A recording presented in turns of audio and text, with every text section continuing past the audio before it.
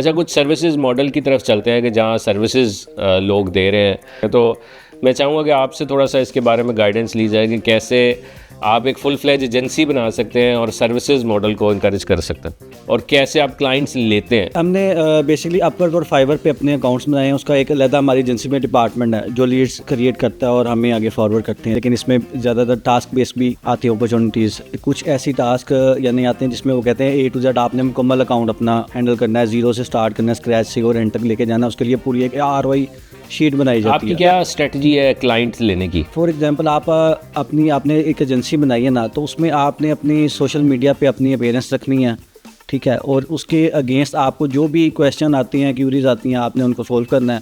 For example एक चीज़ जो मैंने मेरे एक मेंटोर उनसे सीखी थी कि भी आपने स्टार्टिंग में कोई भी टास्क अगर आपको देता है तो आपने ये नहीं कहना कि मैं इसको चार्ज करूँगा।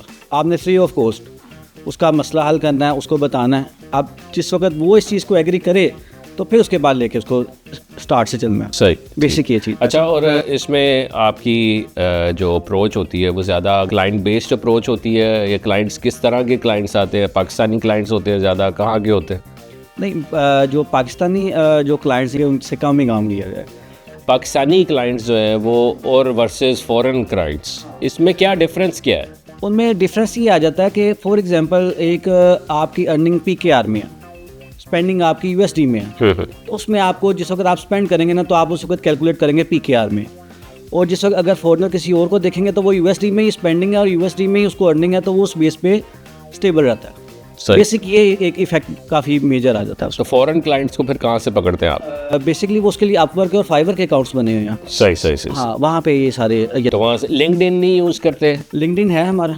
अच्छा, लिंक्डइन भी बना हुआ। हाँ जी, जैसे इन्होंने बात की लिंक्डइन की, मैं चाहूँगा थोड़ा सा आप लिंक्डइन की स्ट्रेटजीज बताएं कि लिंक्डइन से क्लाइंट्स कैसे लेने हैं। अच्छा सर, जैसे मेरा सबसे ज़्यादा फोकस स्टूडेंट्स के लिए सर्विसेज पे होता है कि विदाउट इन्वेस्टमेंट आप सर्विसेज कैसे ऑफर करें। अब उसमें लिंक्डइन भी है नंबर 1, मैं हमेशा कहूँगा। उसके बाद अपवर्क आता है, फाइवर 3rd नंबर पर आता है। एक और नया प्लेटफॉर्म है इनके साथ जो मर्ज हो रहा है, इंडीड, जिसको अभी हम इतना फोकस नहीं कर रहे, लेकिन वहाँ पे भी बहुत ज़्यादा क्लाइंट है। अच्छा सर, चाहे लिंक्डइन है चाहे अपवर्क है, 3 चीज़ें सर बहुत ज़्यादा मैटर करती हैं क्लाइंट को पिक या एक उसका ट्रस्ट लेवल जीतने के लिए, क्योंकि आप रिमोटली सर्विसेज दे रहे हैं पाकिस्तान से, यहाँ से बैठ के इंटरनेशनल क्लाइंट को।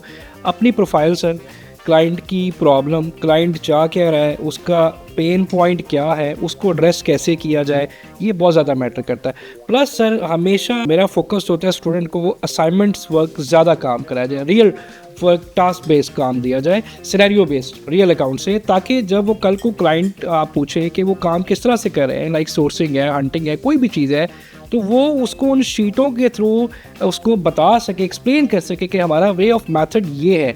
अगर हम प्रोडक्ट हंटिंग कर रहे हैं तो उसमें ये पॉइंट्स हैं, अगर सोर्सिंग कर रहे हैं तो ये उसमें इश्यूज आते हैं, और इस तरह ये शीट्स अच्छा, हमारी इसमें बनती मैं है। ये जानना चाहूँगा, जैसे जो लिंक्डइन है, इसमें आप लिंक्डइन में क्या रैंडम मैसेजेस करते हैं लोगों को जी? क्या लीड जनरेट कैसे करनी है? लीड जनरेट करने के सर 2 तरीके। एक होता है सेल्स नेविगेटर लिंक्डइन का, लेकिन वो थोड़ा सा एडवांस लेवल आता है, उसमें थोड़े से आपको पैसे स्पेंड करने पड़ते हैं। लेकिन विदाउट पैसे स्पेंड किए कुछ वेबसाइट्स हैं, जैसे रॉकेट सर्च है, या एक है career.flow, उसमें सर हमें किसी भी फील्ड में आप किसी भी सर्विस का टारगेट कीवर्ड टारगेट करें, लाइक प्रोडक्ट हंटिंग है, वो हमें डायरेक्ट बताता है कि USA को अगर आप टारगेट कर रहे हैं तो वहाँ पे अमेज़ॉन के प्रोडक्ट हंटिंग के लिए कौन से बंदे आपको आउटसोर्स करने के लिए तैयार हैं, वो उनकी लिस्ट दे देता है।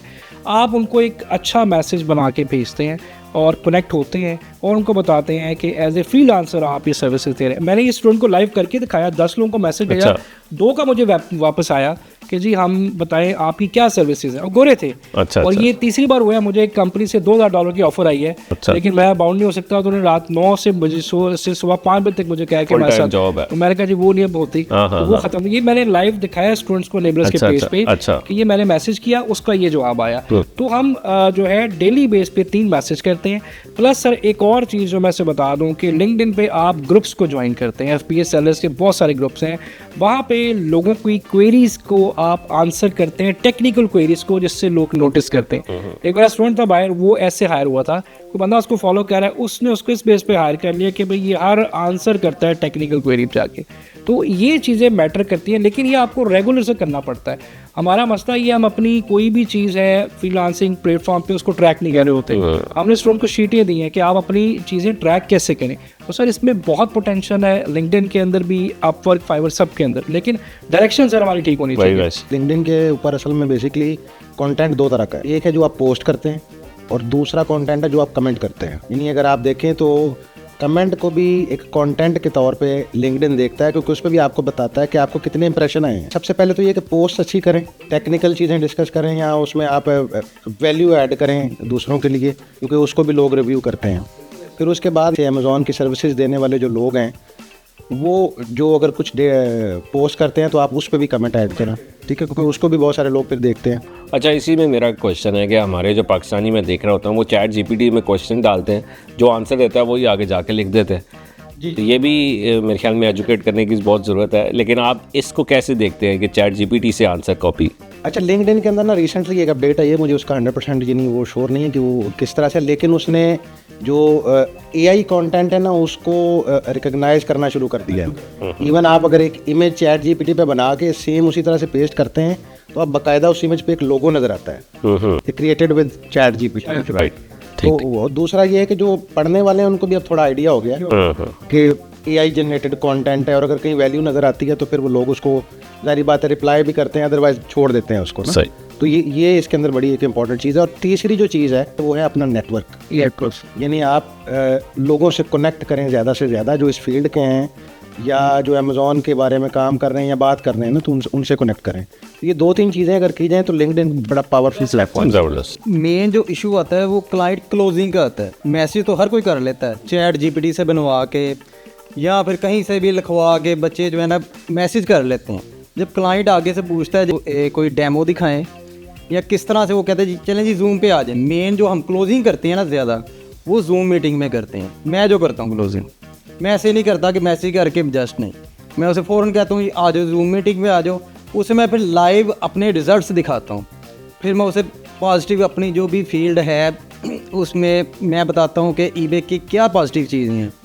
तो उसको जितनी पॉजिटिव चीज़ें हैं उसमें मैं बता देता हूँ। तो मैं इन्वेस्टमेंट आपकी ज़ीरो हो गई है जी। अगर ड्रॉप शिपिंग करते हैं तो मैं उन्हें बताता हूँ 1 महीने से 2 महीने में आपकी इन्वेस्टमेंट ज़ीरो है, और आपकी इन्वेस्टमेंट मैक्सिमम कितनी होगी, $500 या $200, $300।